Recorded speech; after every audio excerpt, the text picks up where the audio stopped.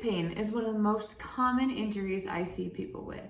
If your hips are hurting you, you've probably tried 100 different exercises by now.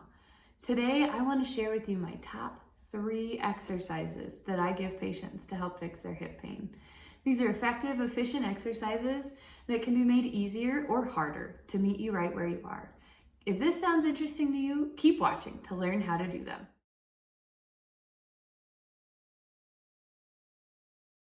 Hi, I'm Dr. Rhiannon, and today I want to share with you my top 3 exercises to help your hips feel better.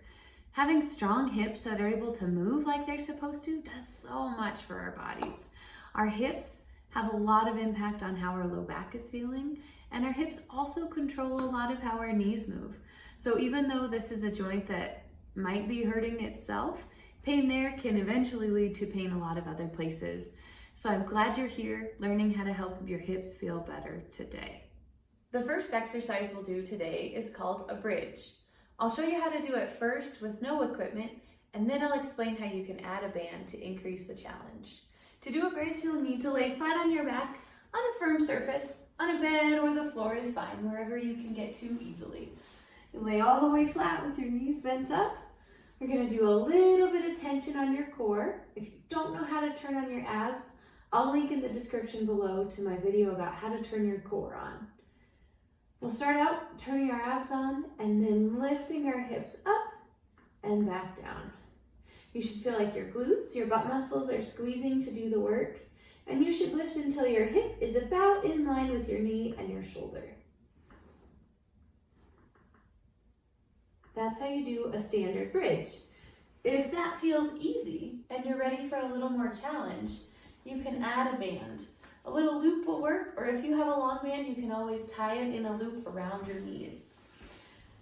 You want to slide it up to just above your knees, so kind of the far away part of your thighs, and then we'll lay back down and do the bridge again, but this time you're going to think about keeping your knees pushed out against that band, and that'll get the side of your glutes working as well. So lay back, a little bit of tension on our abs, and lift up as we're pushing out. And you should feel this work on the outside of your hips quite a bit more. This outside of our hips is really important for the stability in our hips when we're walking or running, jumping, anything like that. And that stability really helps protect our low back and our knees. And that's how you do a bridge. As I have for you is a clamshell. To do this one, we'll go ahead and lay down on our side. Now with this exercise, I'm especially picky about form. There are ways to get it right and there are ways to get it wrong. One of the ways that's most important to get it right is to have your hips stacked one right on top of the other. What happens if our hips are stacked nicely as we lift our leg is that makes our glute med out here on the side of our hip work really well. And that's what we're going for with this exercise. But if we're lazy and we let ourselves rock back with it, now the front of my hip is working and not the back. So I want you to make sure you're really staying forward. You can lay all the way flat or up on your elbow, whatever is comfortable for you. And then you're lifting your knee up, and it should feel like the back outside of your hip is working. If that's too easy, go ahead and grab your same band we used on the bridges and slide it up around your legs again.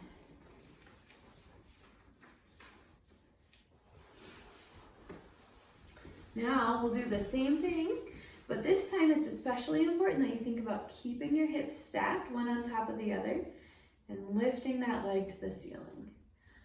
Just like that. Perfect. Now I've done a bunch on my right leg.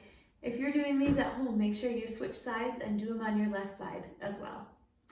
The final exercise I have for you today is a stretch. It's a stretch for your hip flexor, which is the front of your hip. We do a lot of sitting at our computers, in our cars, at the table. The whole time we're sitting, this muscle is in a shortened position. Then when we go to stand up and walk or climb stairs, that muscle's used to being short and it has a hard time lengthening out to let our hip move like it's supposed to, which in turn lets our back and our knees move the way they're supposed to. So the way to stretch this, I'll show you kneeling on the table, and I'll explain an option you can also do standing up.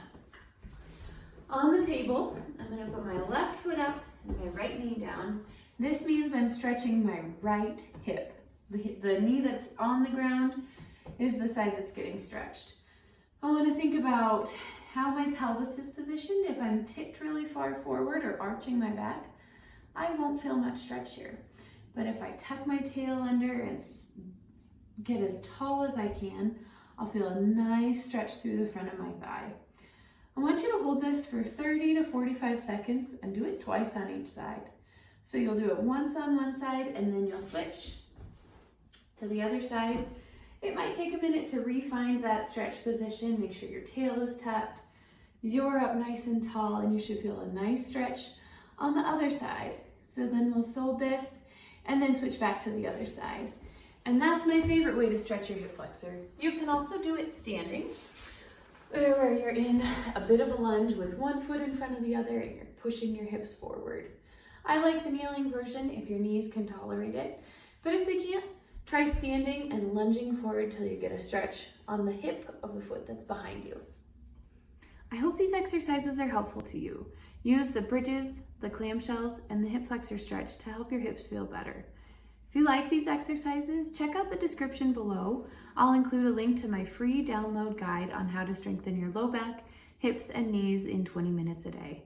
If you have more questions, feel free to reach out to me through the comments below or find a way to reach out to me through my website at snowyrrangept.com. Thanks, and see you next time.